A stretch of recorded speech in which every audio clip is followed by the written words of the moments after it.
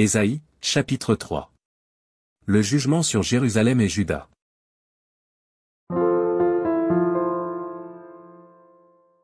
Le Seigneur, l'Éternel des armées, va ôter de Jérusalem et de Juda tout appui et toute ressource de pain et toute ressource d'eau. Le héros est l'homme de guerre, le juge est le prophète, le devin est l'ancien. Le chef de 50 est le magistrat, le conseiller, l'artisan distingué et l'habile enchanteur. Je leur donnerai des jeunes gens pour chefs, et des enfants domineront sur eux. Il y aura réciprocité d'oppression parmi le peuple, l'un opprimera l'autre, chacun son prochain, le jeune homme attaquera le vieillard, et l'homme de rien celui qui est honoré. On ira jusqu'à saisir son frère dans la maison paternelle, tu as un habit, sois notre chef. Prends ces ruines sous ta main. Ce jour-là même il répondra, je ne saurais être un médecin, et dans ma maison il n'y a ni pain ni vêtements, ne m'établissez pas chef du peuple.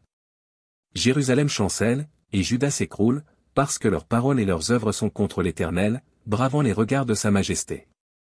L'aspect de leur visage témoigne contre eux, et, comme Sodome, ils publient leurs crimes, sans dissimuler.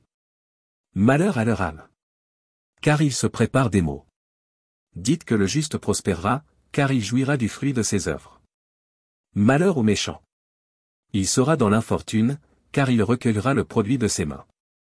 Mon peuple a pour oppresseur des enfants, et des femmes dominent sur lui, mon peuple, ceux qui te conduisent t'égarent, ils corrompent la voie dans laquelle tu marches. L'Éternel se présente pour plaider, il est debout pour juger les peuples.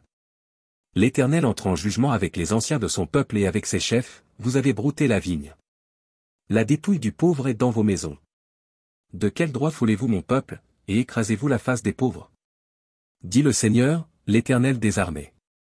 L'Éternel dit, parce que les filles de Sion sont orgueilleuses, et qu'elles marchent le cou tendu et les regards effrontés, parce qu'elles vont à petits pas, et qu'elles font résonner les boucles de leurs pieds. Le Seigneur rendra chauve le sommet de la tête des filles de Sion, l'Éternel découvrira leur nudité. En ce jour, le Seigneur ôtera les boucles qui servent d'ornement à leurs pieds, et les filets et les croissants.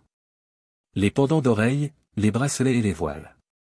Les diadèmes, les chaînettes des pieds et les ceintures, les boîtes de senteurs et les amulettes. Les bagues et les anneaux du nez. Les vêtements précieux et les larges tuniques, les manteaux et les gibecières. Les miroirs et les chemises fines, les turbans et les surtouts légers. Au lieu de parfum, il y aura de l'infection, au lieu de ceinture, une corde, au lieu de cheveux bouclés, une tête chauve, au lieu d'un large manteau, un sac étroit, une marque flétrissante, au lieu de beauté. Tes hommes tomberont sous le glaive, et tes héros dans le combat. Les portes de Sion gémiront et seront dans le deuil, dépouillée, elle s'assiera par terre.